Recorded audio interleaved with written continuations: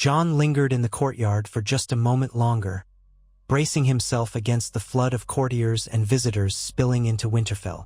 All around, servants and guards hurried to meet the royal party's needs. The king's baggage train rattling in behind the columns of gold cloaks and knights. Horses snorted, and hounds barked, vying for space amid the chaos. Under his breath, Jon whispered another fervent prayer to the old gods. May the realm's frayed peace endure, for himself and for the sake of House Stark. He released a measured breath, steeling his resolve, and then headed inside. He found Ned, Catelyn, and their children in the Great Hall, guiding King Robert, Queen Cersei, and several high lords to seats of honor. The courtiers around them moved in a swirl of bright silks, polished steel, and snapping banners. Voices echoed off the high rafters. At the dais, servants were busily laying out a midday repast, trenches of bread, roasted fowl, cheese, and ale. The smell of warm food mingled with the damp, stony chill of the castle interior.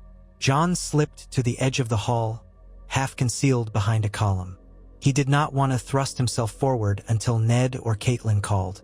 Around him, knights doffed their helms, wiping sweat after the ride. Ladies set aside their gloves, fanning themselves with embroidered handkerchiefs. Already, gossip flitted in hushed undertones. Look at the size of him. Robert's become a bear. The queen's gaze is sharper than ever. Still can't believe they'd ride all this way. Something must be urgent. Jon swallowed. If half these courtiers suspected the real tension, the question of Targaryen children across the sea, and the presence of one here in Winterfell, they might well quake or slink away to curry favor with the king. His stomach churned at the memory of King's Landing, but he forced himself not to dwell on it. He was no trembling boy any longer. He had grown in skill, in caution, and in the knowledge that House Stark stood between him and ruin. Robert's boisterous laugh cut through the chatter. Ale, by the gods. Ned, let's have some ale before I collapse. He lumbered to a seat at the center of the dais, dropping into it with the weary relief of a man who'd spent too long in the saddle. 7 hells, the north is vast. Every league felt like 100. Ned gave a measured nod, beckoning a servant to bring ale. Catelyn murmured something to one of her ladies, and more servants came forward with pitchers. Queen Cersei remained standing, regal in emeralds and gold, her eyes scanning the hall for vantage points and threats. Her long golden hair was twisted in an elaborate style, pinned with a net of gemstones. She caught sight of Sansa, beckoning the girl forward with a gesture. A small laugh rippled through the hall. Ned moved to Robert's side. We've prepared the royal chambers, Your Grace. My men will show you the way. There'll be time for a meal and rest before tonight's welcoming feast. Robert nodded appreciatively, then shot Ned a knowing look. We'll have words, old friend. Important words. But not now. The roads rattled my brain. Ned inclined his head. As you will, Your Grace. He stepped down from the dais, beckoning Jon and Robb over. Help the stewards with the guests, he told them quietly. We have many lords needing quarters. Jon, you can guide them through the guest wing if you like. Yes, father, Robb said, while Jon nodded in deference. As the king stood, the entire hall rustled in respect. Robert handed his goblet to a servant and strode out, flanked by gold cloaks, Cersei beside him, and Joffrey trailing with a sneer. The Lannister siblings followed.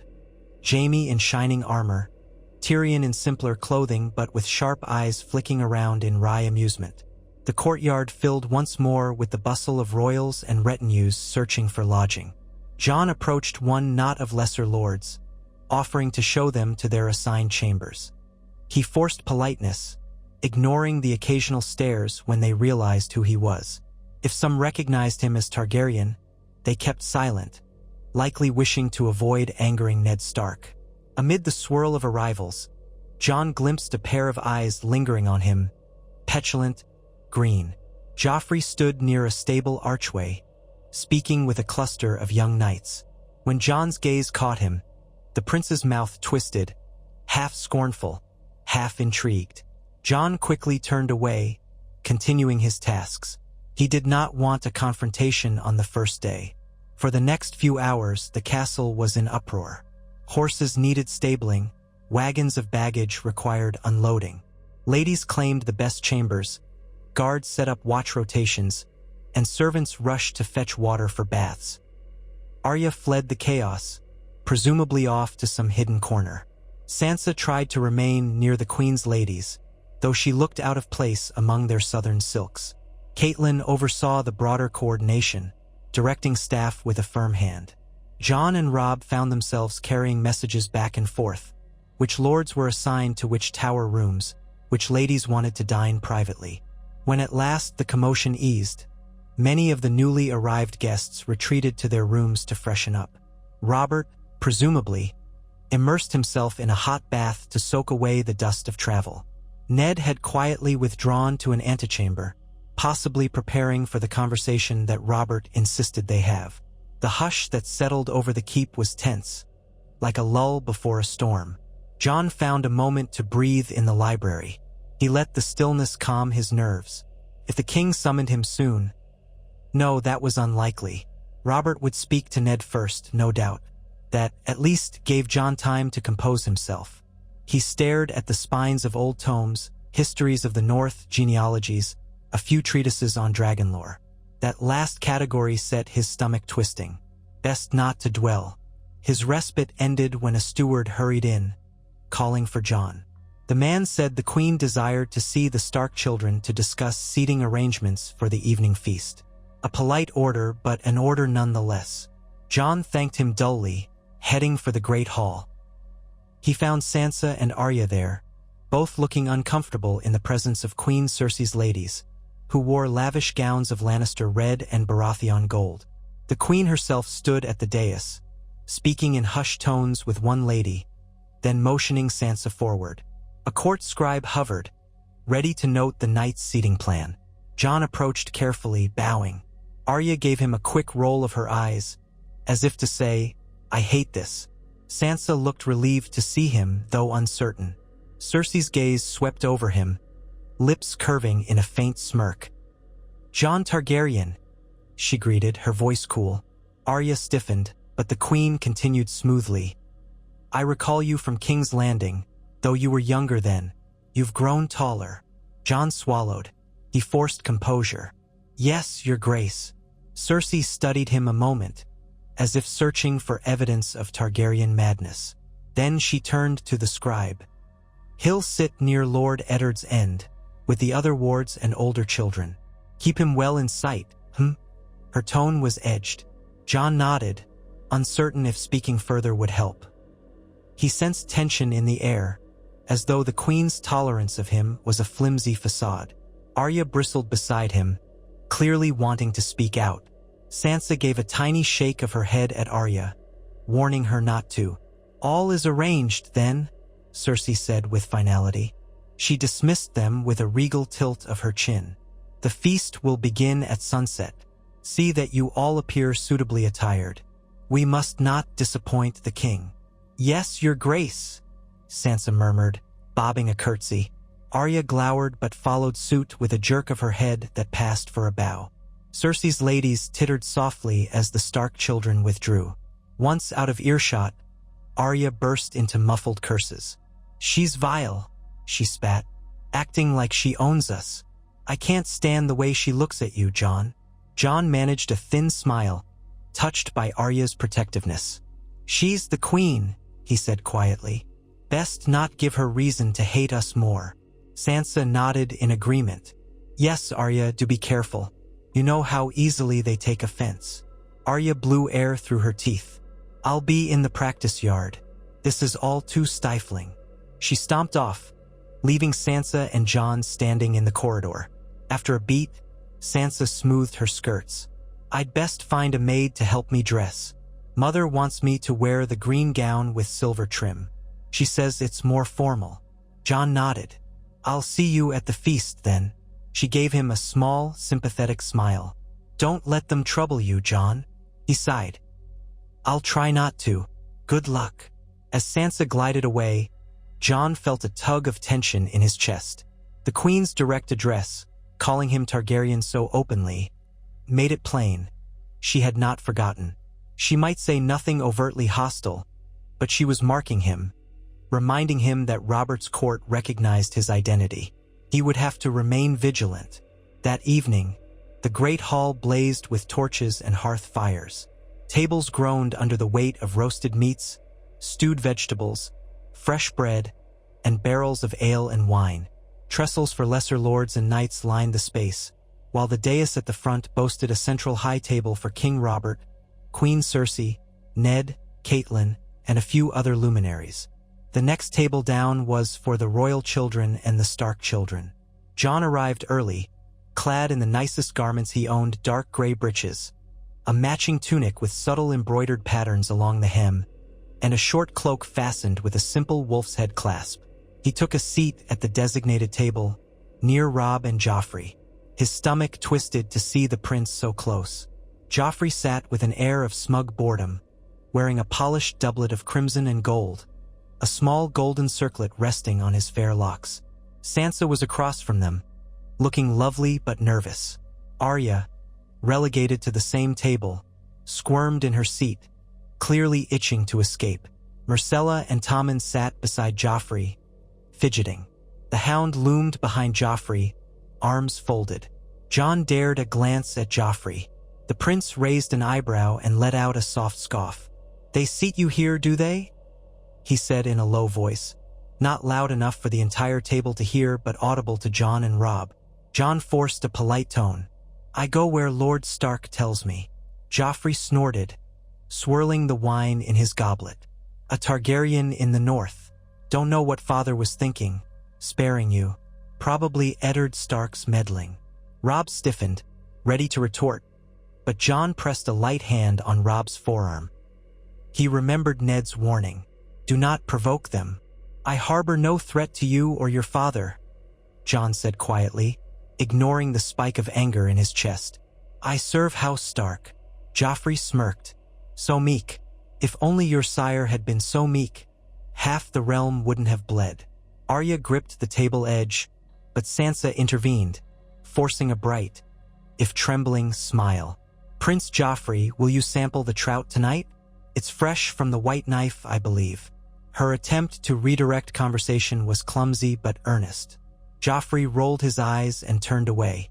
The Queen and King took their seats at the high table, the entire hall rising briefly in respect before resuming seats.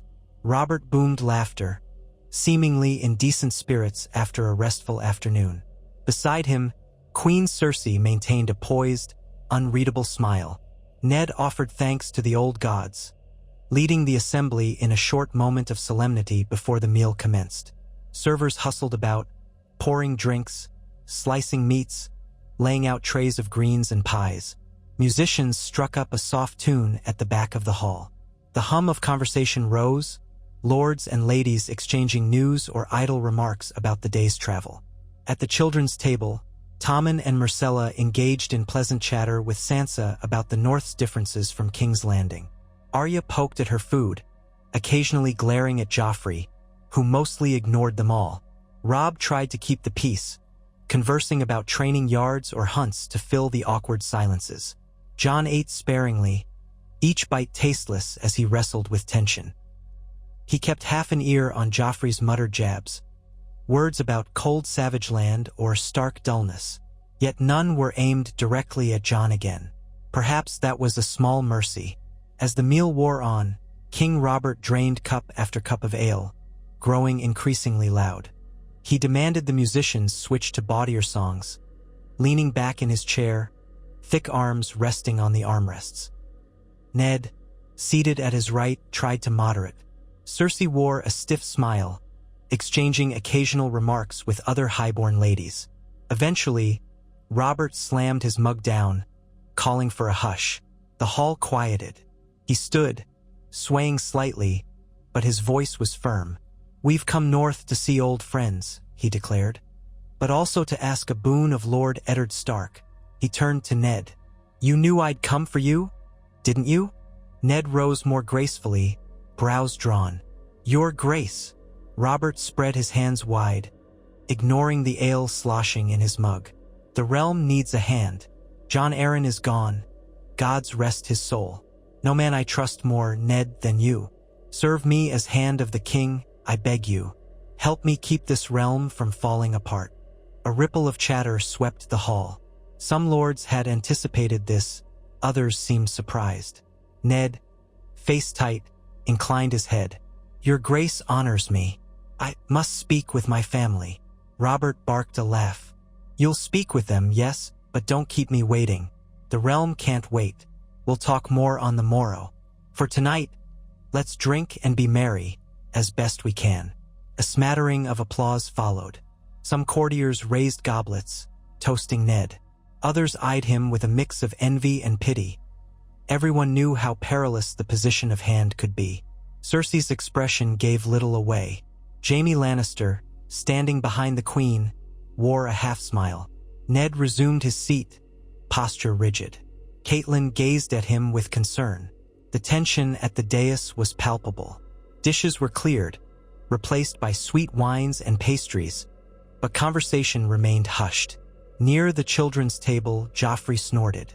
Lord Stark, the hand? Well, that means he'll bring half his brood to King's Landing, I suppose.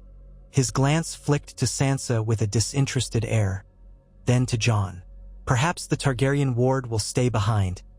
Wouldn't do to have him near the Iron Throne, no? Jon's stomach nodded. He forced himself to keep silent.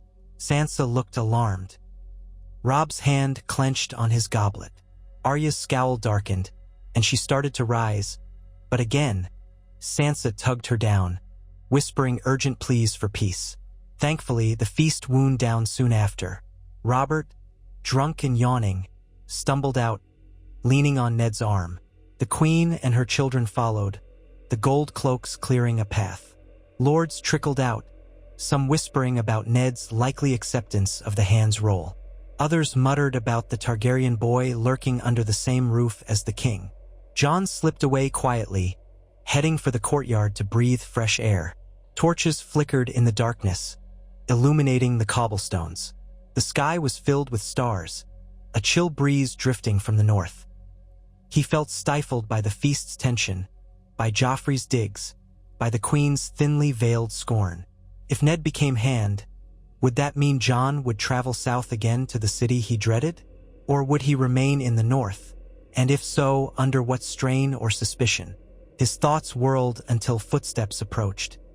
He turned to see Robb, cloak drawn tight, mouth pressed in a grim line. "Jon," he said softly, scanning the courtyard. "You all right?" Jon gave a one-shouldered shrug. "As well as I can be." The feast was exhausting. Robb nodded, eyes flicking over the torchlit windows. "Listen, I overheard Father mention to Mother that the king wants us all to travel south if he accepts the hand's appointment. He said something about not leaving you behind because that might look like we were hiding you. But if you go with us..." Jon inhaled sharply. "King's Landing again." "Yes." Robb frowned, stepping closer. "I told Father I want to stay in the north, but he reminded me that Robert might see that as an insult if none of his wards come. We don't know yet. Father hasn't decided." Jon felt the courtyard spin. Memories of the Red Keep, the near-fatal encounter with that drunken knight, the constant suspicious eyes. "It'll be worse this time," he whispered. "Now that Daenerys Targaryen is rumored to have a child, the king might be less patient with me." Robb nodded gravely. "I know, but Father won't let them harm you. You're under Stark protection." Jon mustered a faint smile. "I trust him, but it's still frightening." Robb rested a hand on Jon's shoulder. "We'll face it together if it comes to that. The North stands with you." Jon closed his eyes, letting that promise anchor him. "Thank you, Robb." The two parted soon after, each weighed by thoughts of how drastically life might change if Ned agreed to be hand. Jon retreated to his small bedchamber, though sleep eluded him. He lay awake, listening to the distant echoes of the king's guards carousing in Winterfell's corridors. If he ended up in King's Landing, would that be the end of any sense of freedom? Or was it more dangerous to remain behind? Morning came all too soon. A bracing wind swept through the courtyard, blowing away stale aromas from the previous night's feast. John ventured out, hoping to slip into the godswood for solitude. He found it already occupied. Ned stood beneath the red-leafed weirwood, deep in thought, arms folded. Sensing John's approach, Ned turned. "John," he greeted quietly. "I was about to send for you. Walk with me." John fell into step beside him, boots crunching on damp leaves. The ancient faces carved into the heart tree seemed to watch them pass. A bird cawed overhead, flitting among crimson branches. For a time, they walked in silence.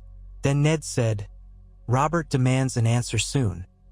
He's heading to the crypts this afternoon to pay respects to Lyanna, which weighs heavy on him. I suspect he'll corner me soon after." John's throat tightened at the mention of Lyanna. "What will you say?" Ned let out a slow breath. "I cannot refuse him lightly. The realm stands on a knife's edge. Greyjoys, Targaryen exiles, Lannisters jockeying for power. If I remain here, Robert might place a different man as hand, someone more likely to push for drastic measures. That might imperil you at once." John clenched his hands. "But if you go, you'll be in the midst of all that conflict. And so will I if I come along." Ned nodded, meeting John's gaze. "It's a risk, but having me in King's Landing might temper Robert's impulses. If I keep my friend's trust, I can argue against rash decisions, protect you from the heart of the realm's power. If we stay in the north, a misguided rumor or a manipulative whisper could prompt Robert to send men, like the Lannister soldiers, to do his bidding anyway." John swallowed. "So you intend to accept?" Ned's expression was anguished. "I see little choice for the good of the realm and for you. You'll be safer near me than left behind. But I won't force you south if you truly dread it. My heart wants to keep you here, safe behind these walls." John considered, recalling how men in King's Landing had nearly killed him once. But the memory of Baelish and Varys whispering in the stables also returned. Treachery lurked everywhere. At least by Ned's side, he would have immediate protection. And if Ned believed he could shield John from Robert's worst impulses, perhaps that was best. He took a breath. "I'll go with you, if that's what you think is wisest, my lord. I trust your judgment." Ned's eyes betrayed flickers of relief and sorrow. "Thank you, John." He rested a hand on John's shoulder. "I'll talk to Robert after he visits the crypts. The next days may be tense." They left the Godswood, returning to the busy castle wards. Indeed, tension soon mounted. Robert insisted on descending into the Stark family crypts, accompanied by Ned, Catelyn, and a small retinue of gold cloaks. Rumor said he wanted to pay homage to Lyanna Stark's tomb, a grim tradition whenever he ventured north. The event left the rest of the castle buzzing, uncertain how the king would emerge from those dark halls. Some said it always soured his mood. Others guessed he might relish old memories of a love lost. Sure enough, by late afternoon, Robert returned from the crypts in a somber haze, face dark with old grief. He drank heavily at an informal meal, spoke little, then demanded Ned attend him alone in the solar. Catelyn tried to accompany Ned, but Robert waved her off. The door closed behind them. Anxious speculation rippled through Winterfell's corridors. John hovered by a window in the great hall, muscles taut, anticipating a summons or a cry of rage. But no such summons came, and the tension stretched for over an hour. At last, Ned emerged, pallid but composed. Robert stomped out behind him, features clenched. The king said nothing, stomping away with Ser Barristan Selmy and a few guards in tow. John approached Ned, whose shoulders sagged with relief or exhaustion. "Father," John asked softly, ignoring the presence of a few onlookers. "Are you?" Ned managed a nod. "It's done. I accepted the post. We ride south in a fortnight. The king wants me in King's Landing promptly." John's breath caught. "And me?" Ned rubbed his brow. He didn't object.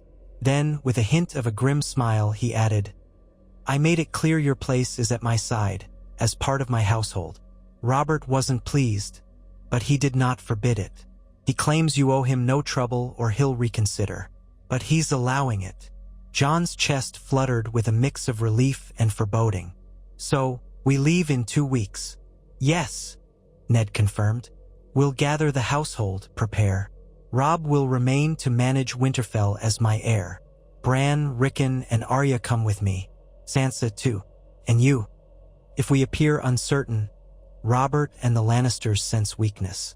We must stand with quiet strength." "Understood." Jon nodded, summoning the stoicism he'd learned among the wolves. The next days brought a swirl of arrangements. Robert spent time hunting in the nearby forests, sometimes accompanied by Ned. The Queen and her retinue prowled Winterfell's halls, complaining about the cold. Catelyn oversaw the practicalities of outfitting a large party for the journey south. Arya muttered about hating the idea of returning to the capital, while Sansa feigned excitement, hoping perhaps to see the splendors of the city again. Robb tried to mask his disappointment at being left behind to rule in Ned's stead. Jon busied himself helping the stewards pack supplies and personal effects. He tried not to dwell on King's Landing's dangers, but each mention of the place sent a shiver through him. He recalled the labyrinthine corridors, the suspicious stairs, the pungent stench of the city. He dreaded living there for any length of time. Yet if this was the only way to stave off Robert's fear turning lethal, he would endure it. One morning, as the Stark men loaded wagons, Jon ran into Tyrion Lannister in the courtyard. The dwarf was leaning against a wall, observing the bustle with sardonic amusement. Spotting Jon, Tyrion gave a little bow. "Ah, Lord Stark's Targaryen ward," he said lightly. "Preparing for a grand expedition, are we?" Jon paused, uncertain if he should respond. Tyrion's wit and cunning were famous. "Yes, my lord," he replied carefully. Tyrion cocked his head, sharp eyes glinting. "You'll be traveling to the capital, I hear. I'd watch your step there if I were you." His tone was not unkind, more a wry warning. People in that nest of scorpions delight in stinging the unfamiliar. Jon nodded, stiff. "I survived once. I can manage again." Tyrion's mouth twitched into a smile. "Confidence. Good. You'll need it. Take a word of advice, though. When the vipers start hissing, keep your mouth shut. And watch your back." He paused, scanning Jon's face as if searching for signs of the Targaryen madness rumored in old stories. "I suspect there's more wolf in you than dragon, but that might not stop some from seeing only the latter." Jon frowned. "I know." Tyrion shrugged. "Just remember, not everyone at court is your enemy. Some are merely self-serving. A wise man uses that to his advantage." With a short bow, the dwarf turned and strolled away, leaving Jon with a swirl of uneasy gratitude. At last, the day of departure arrived for the royal party. Robert had demanded Ned join him on the road south, so a portion of House Stark would travel as well. Robb stood solemn in the courtyard, prepared to watch them depart. Ned gave final instructions to his heir, enumerating which lords to consult if trouble arose. Catelyn wore a mask of composure, though her eyes shone with apprehension about leaving part of her family behind. Jon mounted a sturdy chestnut horse. Arya gripped the reins of a smaller mare, pouting. Sansa was astride a palfrey, all proper posture. Bran and Rickon clung to each other beside Catelyn. But Ned had decided at the last moment that Rickon was too young to make the journey. He would remain in Winterfell with Robb. Bran, though still a boy, would ride with them. Ned wanted him to see more of the realm. The boy was bursting with curiosity, though he looked pained about leaving Robb and Rickon. Joffrey, Myrcella, and Tommen had their own horses, accompanied by the Hound and a line of gold cloaks. The Queen and her retinue rode near the front, or in lavish wheelhouses. Jaime Lannister, proud in polished armor, led a detachment of the Kingsguard. Tyrion was somewhere in the throng, presumably not riding with the Queen. Robert, wearing simpler riding gear, gave a rousing bellow. "Forward! We've tarried long enough in the frozen north. Let's return to the land of decent wine and better women." A ripple of forced laughter followed.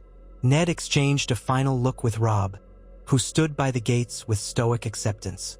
Then the procession rumbled out. Hooves clattered on stone, wagons creaked, and outriders spurred ahead to scout the road.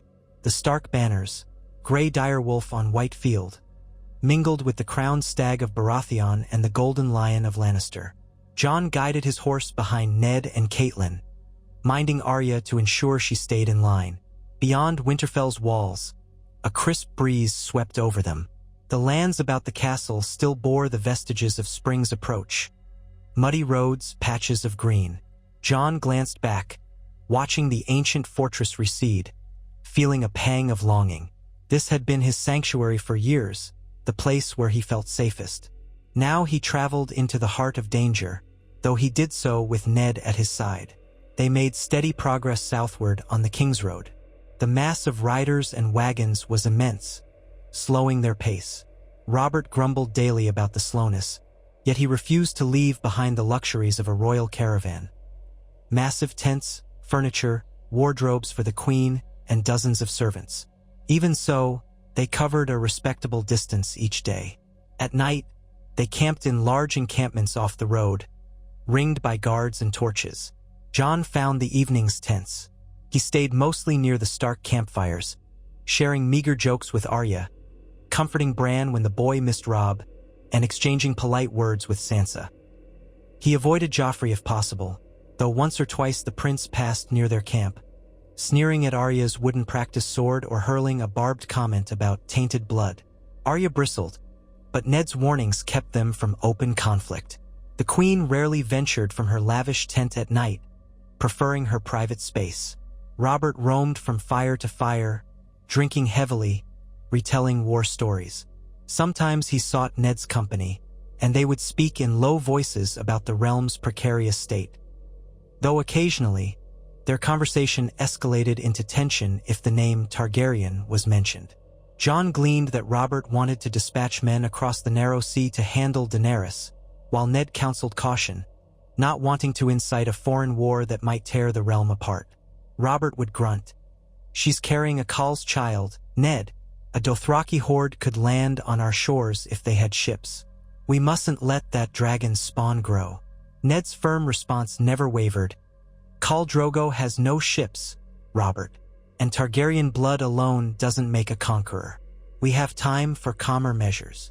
At times, Robert shot Ned a sideways glare and said nothing, likely recalling that he had spared Ned's Targaryen ward here in the camp.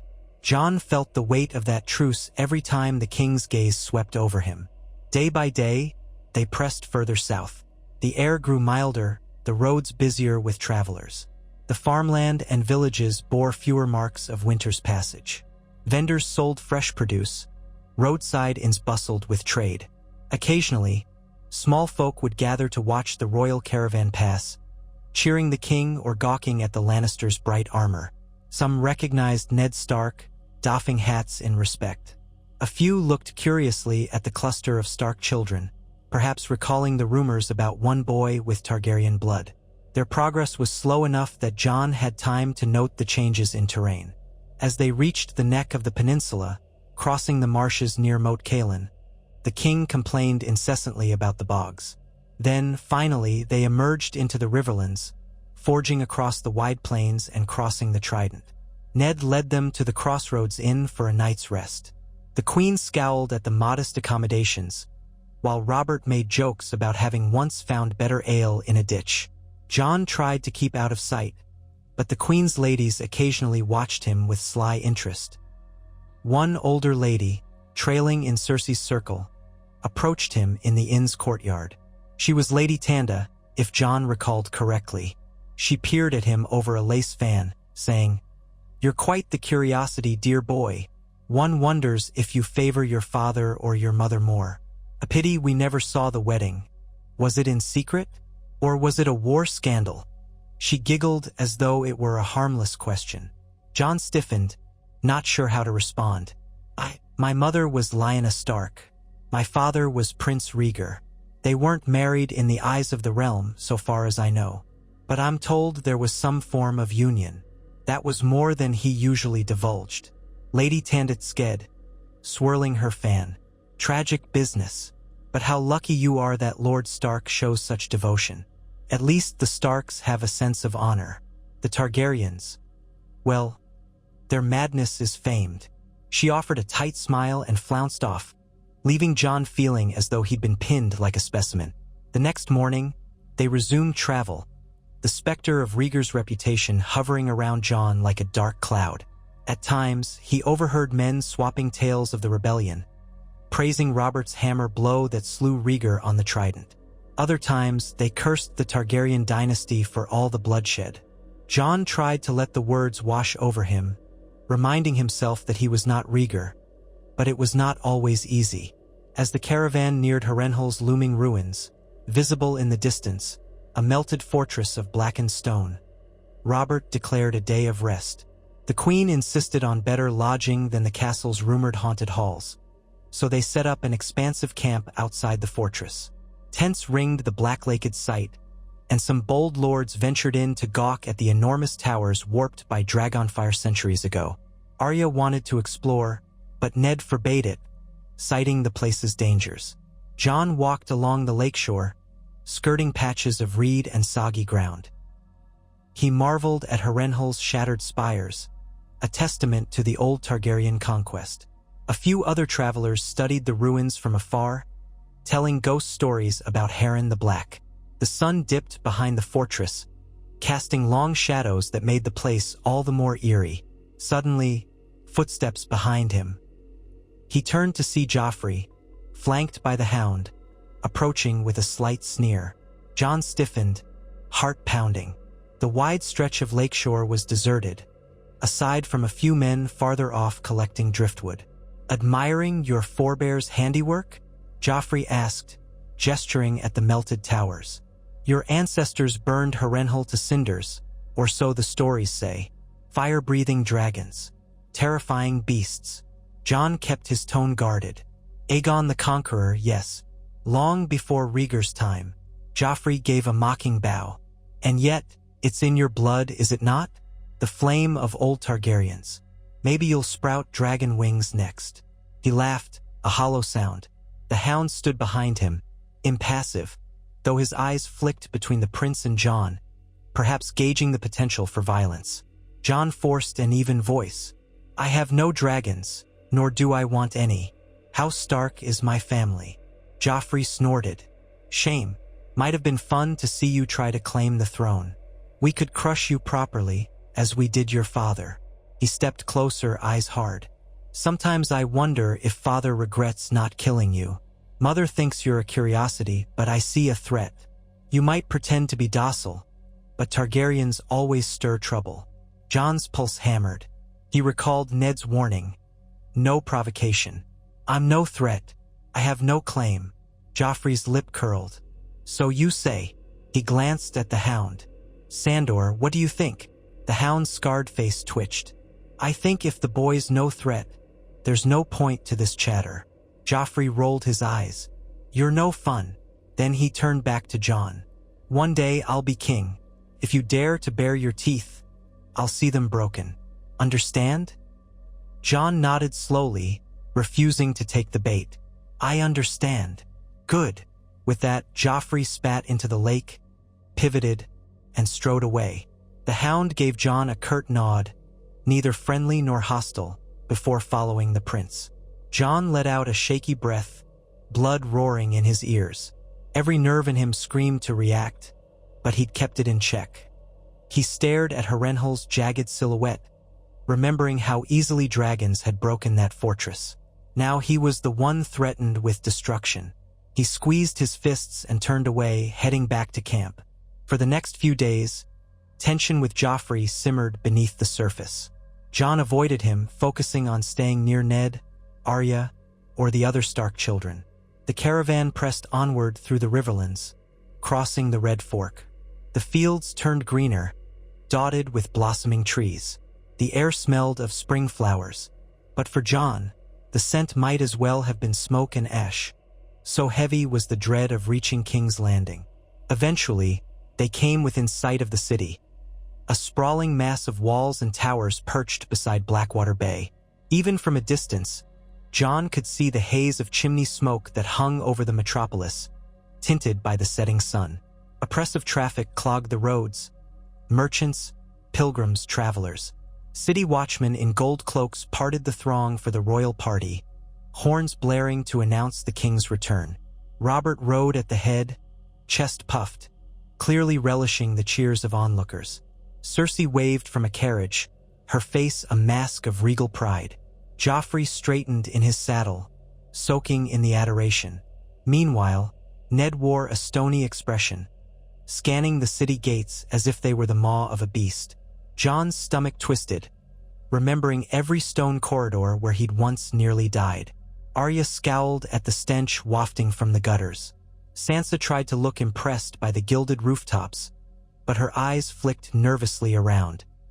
They entered through the massive gates, flanked by a cheering crowd. The stench of rot, waste, and sweat enveloped them, intensifying as they wound through the cramped streets. Vendors hawked wares, children begged, and raucous mummers performed flips in the hope of royal coin. Gold cloaks shouted for order, pushing back the throng to let the king pass. At last, the Red Keep loomed on its hill, a fortress of red stone and spiked battlements. The caravan wound its way up the sloping roads and through the keep's main gate. In the broad courtyard, Jon dismounted with trembling legs.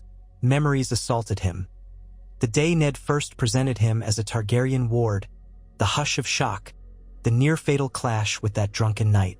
He felt older now, yet just as vulnerable. This was the center of Robert's power, and by extension, the place where Robert could decide Jon's fate.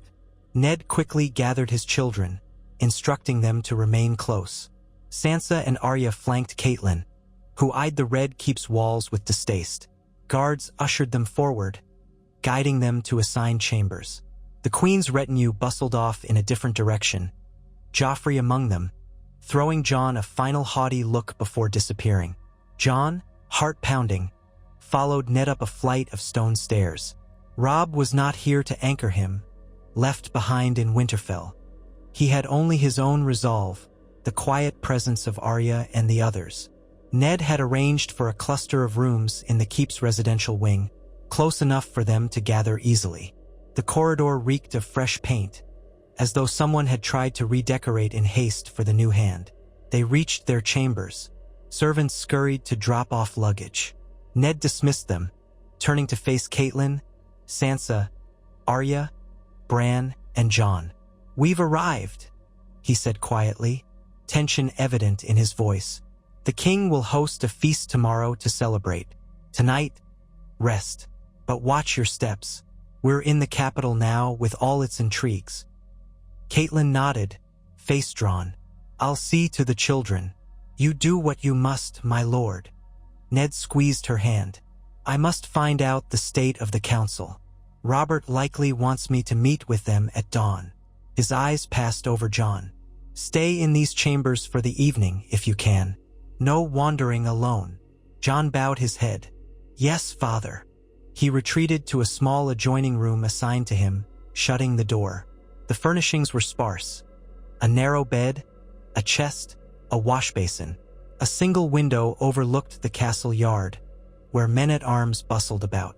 He leaned on the windowsill, inhaling the acrid city odor. This was it, King's Landing once more. He wondered if at that very moment, hidden in some corner, a pair of eyes watched for him, or if whispers spread about the Targaryen boy's return. Fatigue threatened to overwhelm him. He sat on the bed, exhaling. If he was to survive here, he needed to be cautious, measured, as Ned had taught him. No foolish duels, no responding to Joffrey's taunts, no political claims. If the rumor of Daenerys Targaryen's child reached a fever pitch, Robert's temper might spark. Jon had to remain far from that fire. The night passed fitfully. He dreamed of the Tower of Joy, a place he had never truly known, but which haunted him. Lyanna's pleas for Ned to save her child. Rhaegar's name whispered on the wind. The sense of drifting in a world shaped by events he had no hand in. He woke before dawn, cold sweat matting his brow. That day, the Red Keep roared to life. The king held a formal throne room audience, presenting Ned as hand of the king to a throng of courtiers. Jon stayed in the background, flanked by Arya, Bran, and Sansa. The Iron Throne dominated the chamber, a monstrous seat of fused swords. Robert slouched upon it, drumming his fingers with impatience as petitioners approached. When Ned's appointment was declared, scattered applause rose, though some lords looked wary, particularly Lannister bannermen. After the ceremony, the newly reformed small council convened. Jon gleaned that it included men like Lord Varys, Grand Maester Pycelle, Peter Baelish, and Renly Baratheon. Stannis was absent, rumored to be away at Dragonstone. Jaime Lannister hovered at the edges, though not on the council. Tyrion was nowhere to be seen. Ned entered the council chamber with stoic calm, leaving Jon and the other children in the corridor. Over the following days, life in the Red Keep settled into an uneasy pattern. Ned spent long hours in the council, grappling with the kingdom's debts, the Greyjoy threat, and the looming question of the Targaryens. Robert feasted more often than he governed, indulging in hunts. The queen entertained lords in her private gardens. Joffrey preened, occasionally crossing paths with the Stark children to deliver snide remarks. Arya avoided him like the plague. Sansa tried to remain polite, but was often left unsettled by the prince's attitude. Jon, for his part, adhered to Ned's command not to wander alone. He usually walked with Arya or stuck to the guarded corridors near the Hands' apartments. Sometimes, he accompanied Sansa to see the castle yard, mindful of the watchful eyes of the gold cloaks. He seldom spoke unless spoken to, recalling Tyrion's advice. The hush that surrounded his Targaryen lineage felt like a coiled viper in the corners of each conversation. Some courtiers stared openly, others pretended ignorance, but rumor spread. One morning, while crossing a gallery, Jon overheard a pair of lordlings whisper, "Still can't believe the king tolerates him under the same roof. The boy might be Rhaegar's spawn, Lord Stark's influence, but if that Targaryen girl across the sea births a child, might the king reconsider?" Jon stiffened, quickly turning a corner before they noticed him. Fear trickled down his spine. The slightest shift in Robert's temper, and his life might be forfeit. Each day tested Jon's composure. Joffrey escalated small torments. Once he demanded Jon bow to him in the courtyard. Jon complied with a stiff inclination of his head, ignoring the prince's mocking laugh. Another time, Joffrey sneered that Targaryens were known for incest. "So keep your distance from my sister, half-dragon." Sansa overheard, turned white with shock, but said nothing. Arya fumed, and that night, Ned had to admonish her not to challenge the prince. Weeks passed in this manner.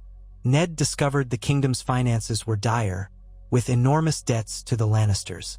Robert refused to curb his spending, pouring gold into feasts and tournaments. The question of Daenerys remained a dark cloud.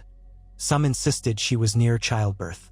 If she bore a son, would the Dothraki rally to invade Westeros? Or was that paranoia? Robert railed that he wouldn't wait to find out, pressing the council to hire cutthroats in Essos. Ned argued furiously against murdering a pregnant girl, calling it dishonorable and unworthy of a just king. Tensions rose high. Jon felt the reverberations. He watched Ned return from council sessions each day, face ashen with conflict. The faint lines of strain deepened around Ned's eyes. If Robert insisted on murdering Daenerys, how long before he looked again at Jon, deciding no Targaryen life was safe to spare? Ned withheld the truth from Jon, but the hush in their apartments each evening spoke volumes.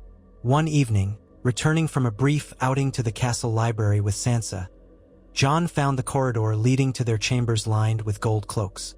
A chill seized him. Had something happened? He motioned for Sansa to stay behind and hurried forward, only to be stopped by a captain of the guard. "Let me through," Jon demanded, heart pounding. The guard glowered. "Orders to keep everyone out until the king's party is finished." Jon's breath caught. The king's party? Did that mean Robert was inside? Maybe passing sentence? Fear flared. Then Ned's voice echoed within, raised in anger.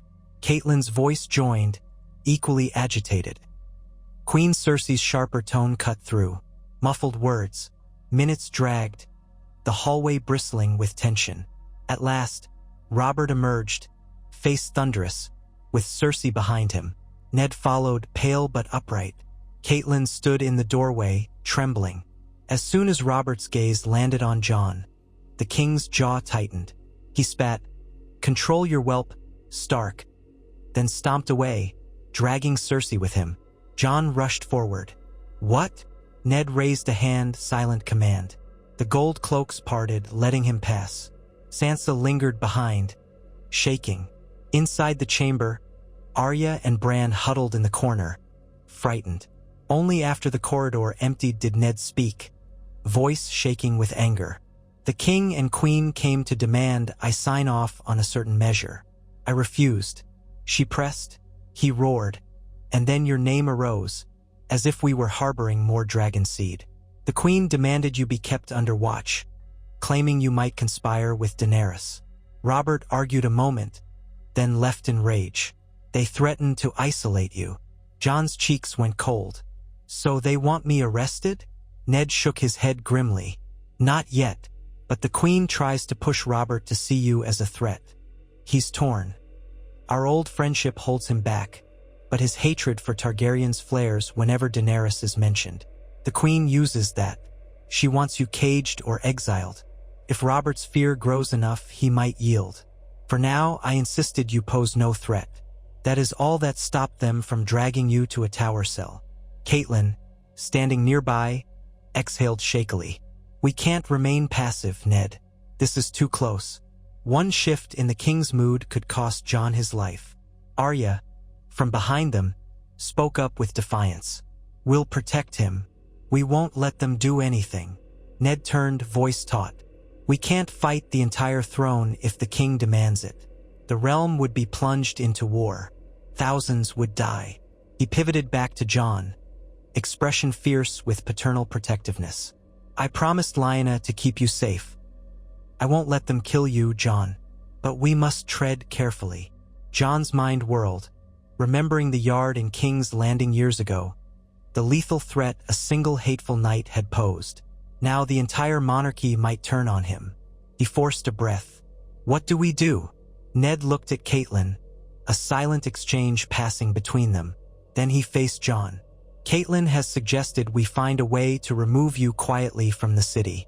Not as a fugitive, but as though you were traveling for other reasons. Perhaps to the Wall to train with the Night's Watch, or sent abroad on some mission. Anything that lowers your visibility here, so the Queen cannot force Robert's hand." Jon blinked. The Wall? The Night's Watch? He'd heard stories, the black-clad guardians in the far north, manning a frozen barrier. A life of duty and hardship, but it might protect him from the king's wrath and from any claims of Targaryen ambition. Ned hesitated. "It's an option. You'd swear vows that separate you from all inheritance or titles. No one could claim you a threat.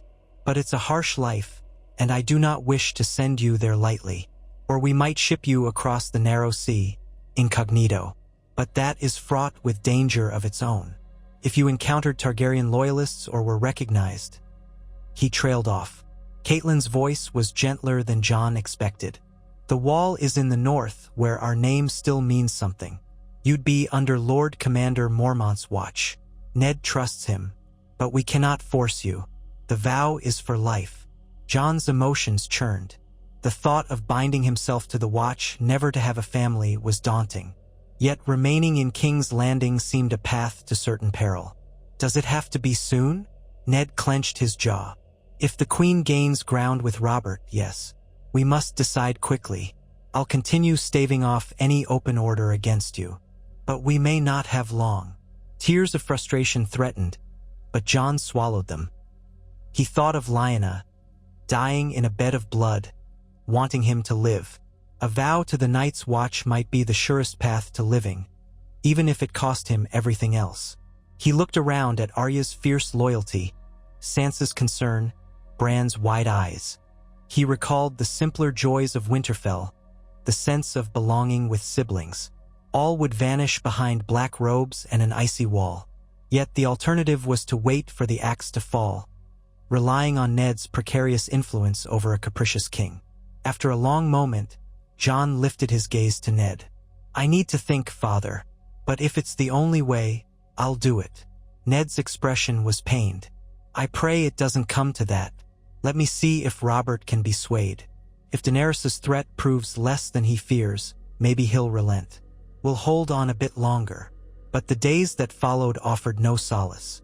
Rumors grew that Daenerys Targaryen had indeed birthed a son, uniting the Dothraki under Khal Drogo's vow of vengeance for any threat against her. Robert raged in council, demanding the Targaryens be killed. Ned stormed out, refusing to condone murdering a child. The Queen used every moment to stoke Robert's mania about Targaryen claims, reminding him that Rhaegar's boy lived under Ned's roof. If the dragons rose again, who knew if Jon might become a rallying banner? Tensions peaked one sweltering afternoon. Jon, Arya, and Bran practiced archery in a quiet corner of the Red Keep's yard, away from the main bustle. Sansa was with the Septa. Guards loitered nearby, bored. Suddenly, men rushed by, gold cloaks barking orders. A hush of alarm seemed to spread. Ned appeared, face grim, beckoning his children to follow him indoors. They obeyed, and he swiftly led them to the Hand Solar. Once inside, he revealed the crisis.